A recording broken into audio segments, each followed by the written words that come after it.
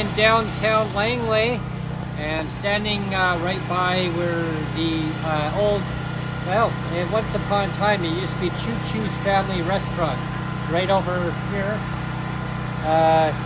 Nowhere to be seen anymore. It's really tragic what happened. The Viva Mexican restaurant just recently burned down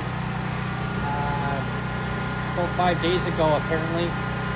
Very disheartening for the community and for people, other businesses in the community. It's very, very tragic. My heart goes out to each and every one of the people in the community. I used to go to Choo Choo's Family Restaurant. My gosh, going back decades. When I was a kid, I went by Choo Choo's Family Restaurant. I'd go in there a few times, so it brings back a lot of memories. They used to have a train inside of the restaurant. It used to go all the way around the restaurant, circle around and come back again. It was so neat. It just brings back a lot of memories. And over time, you know, it was there, and then the business folded under, and then a Mexican restaurant took over, called Viva Mexican Restaurant, if I pronounce that right. I think we went in there once, Sonjia, didn't we go in there once? Yeah, we went there once before. They were busy, and then we went in once, and it was only takeout, so really good food. I really enjoyed that. And so it brings back a lot of memories, and it's really sad to see it gone. So that's the remnants left of it.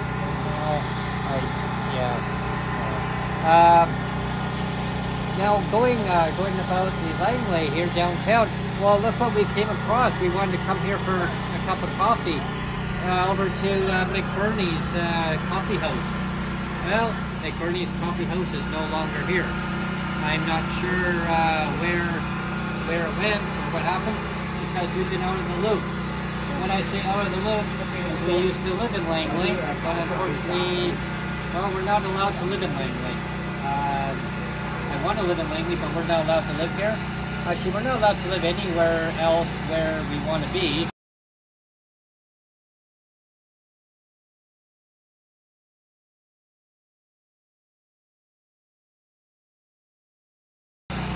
Because the government won't give us a rate of poverty level financial support.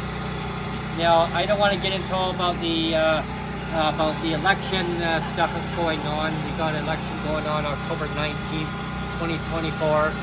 There's all talk about BC Green Party is going to raise the rate of the $2,400 if they're elected. Okay, they're going to hold the government to account, whoever gets in. Is it going to be leader David Eby, or is it going to be John Rustad? David Eby for the NDP, or is it going to be John Rustad for the BC Conservative Party? I don't know. I don't have the magic wand there saying, yeah, you're going to be premier. Well, whoever is premier.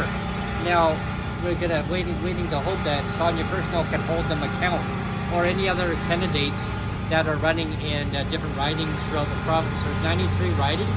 I believe it's 93. I hope I got this right. I know it's around there. Now, there's a lot of ridings.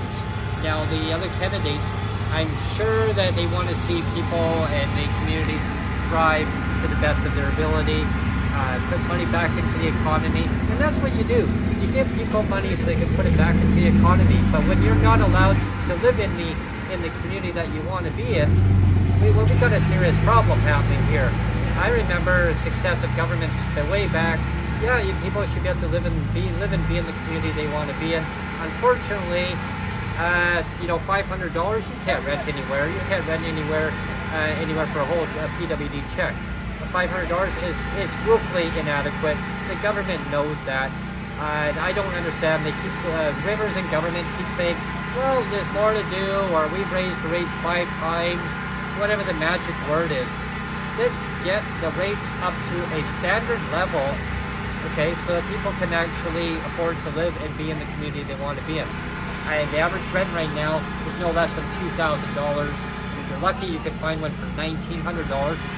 However, there's a lot of places right now, corporate landlords are requiring you to have rent geared to income, meaning your income has to be up to like $97,000, $89,000, $74,000, $76,000. That's a lot of money, right? Yeah, who makes that kind of money? PWD don't. you get $1483.50 a month total. That's including your shelter portion. My recommendation, and this is more than a recommendation, but the lowest part of the recommendation is to get rid of that shelter.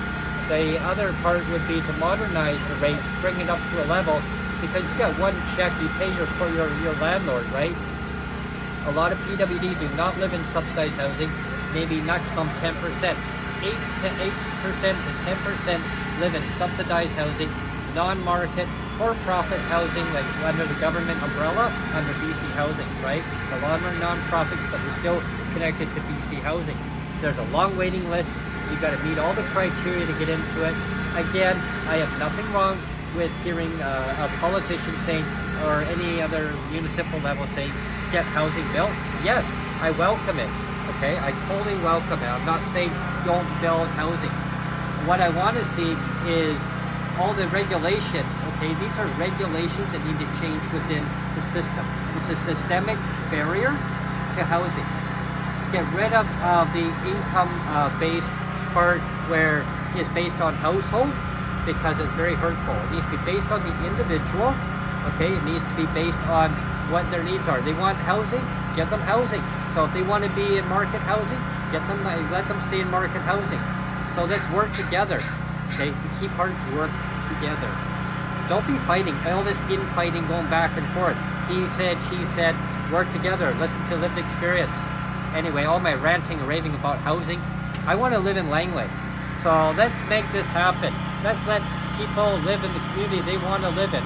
Let PWD, persons with disabilities in BC, we're residents, we're voters, we're going to get out there in full force. Their mothers, their fathers, their grandfathers, and their grandmothers, their doctors, their practitioners, their nurses, teachers, you name it.